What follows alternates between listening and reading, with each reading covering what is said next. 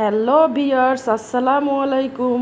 আশা করি সকলেই অনেক ভালো আছেন। আজ আপনাদের জন্য নিয়ে এসেছি কলমি শাকের রান্না। সেজন্য 2 মুঠ কলমি শাক কুটে ভালো মতো ধুয়ে নিয়েছি মসুর ডাল ধুয়ে ভালো করে, আলু নিয়েছি 2টা ছোটো ছোটো করে কেটে, পেঁয়াজ রসুন কুচি, 2টা কাঁচা শুকনো মরিচ, হলুদের গুঁড়া, লবণ, কালো জিরা আর সয়াবিন তেল।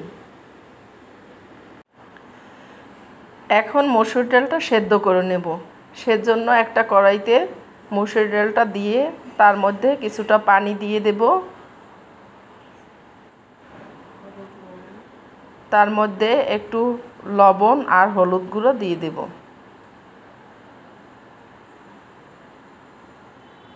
সামান্য পরিমাণে লবণ আর একটু হলুদ গুঁড়ো দিয়ে দিলাম।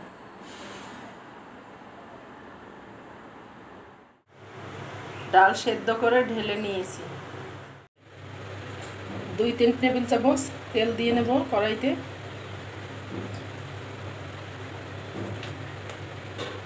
তার মধ্যে শুকনো মরিচ 2টো,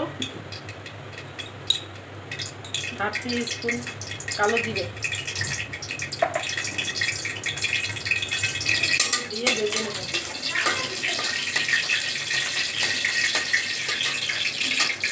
তারপরে পেঁয়াজ আর রসুনটা দিয়ে দেব।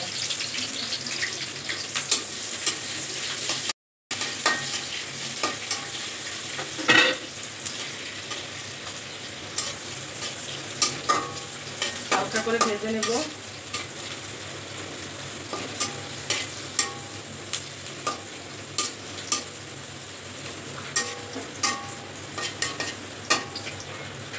হালকা একটু ভাজা হলে তার মধ্যে আলুর টুকরোগুলো দিয়ে দেব। একে একে আলুর ভিতরে সব মশলা দিয়ে দেব। একটু হলুদ গুঁড়ো, একটু লবণ, 1 চামচ 4 চামচ পরিমাণ লবণ দিয়ে নেড়ে চেড়ে নেব। মশলাটা একটু কষানোর জন্য পানি দিয়ে দিব।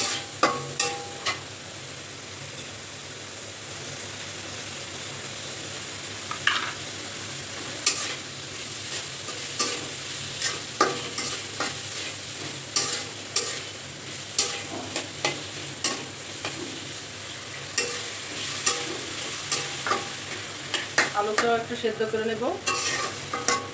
এখন ঢাকনা দিয়ে দেবো। আলু সেদ্ধ হলে তারপরে ঢাকনাটা তুলে শাকটা দিয়ে দেব। আলুটা সেদ্ধ হয়ে এসেছে, এখন শাকটা দিয়ে দেব। শাকটা নরম হয়ে গেলে তারপরে ডালটা দিয়ে নামিয়ে নেব। শাকটা একটু নরম হওয়ার জন্য দিয়ে ঢেকে দেব।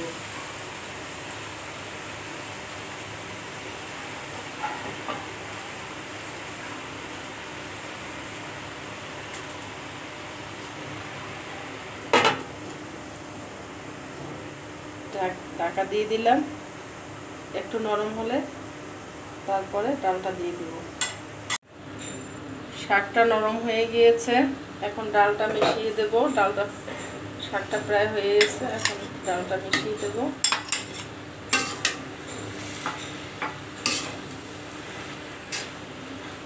নাড়িয়ে চাড়িয়ে ভালোভাবে মিশিয়ে দিচ্ছি।